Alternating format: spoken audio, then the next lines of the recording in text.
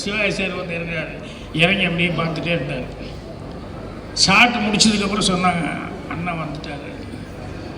அப்புறம் வாங்கண்ணே, என்னை எத்தனை மணிக்கு பாக்கி வர சொன்னேன்?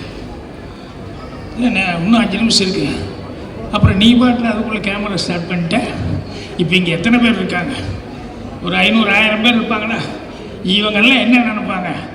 பாக்யராஜ் நேரத்தில் வந்துட்டான், அண்ணன் தான் லேட்டு அப்படின்னு எனக்கு கெட்ட பேர் தானே.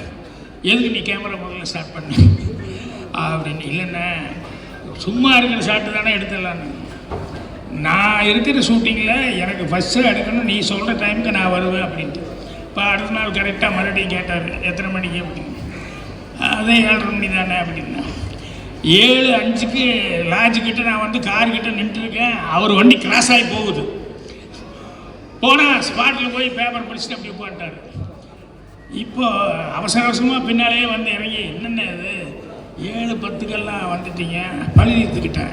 நேற்று அத்தனை பேர் இருக்கும்போது என்ன அவமானப்படுத்தினீல்ல, அதனால் இன்றைக்கி அண்ணன் வந்துட்டார், பாக்யராஜ் லேட்டுன்னு எல்லோரும் நினைக்கிட்டோம். அதுக்கு தான் நான் அப்படி குழந்த புள்ள மாதிரி சிவாஜி சார் வந்து அவ்வளோ அந்த ஜட்ஜு அந்த சீன் எடுத்துகிட்டு இருக்கிறார், அதாவது கோர்ட்டு சீனு.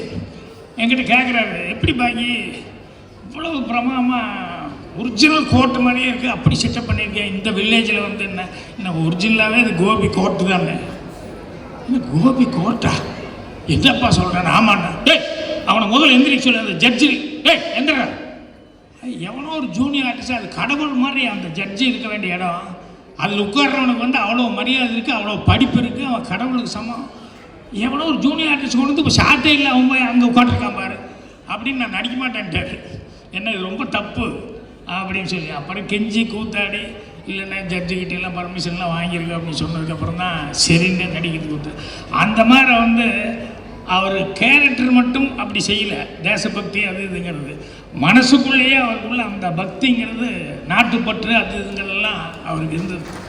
அதே மாதிரி ஒரு நாள் கூட அந்த 7:25 7:30ன்னு சொன்னோம்னா அந்த டைமுக்கு வந்து முதல்ல வந்து நிற்கிறது, கடைசி வரைக்கும் அதுதான் அவர் மெயின்டைன் பண்ணார். அதுதான் அவருடைய மிகப்பெரிய, இன்றைக்கும் அவர் எல்லாரும் நினச்சி மரியாதை கொடுக்குற காரணம் அதுதான். செய்திகளை உடனுக்குடனும் துல்லியமாகவும் தெரிந்து கொள்ள சப்ஸ்கிரைப் பண்ணுங்க.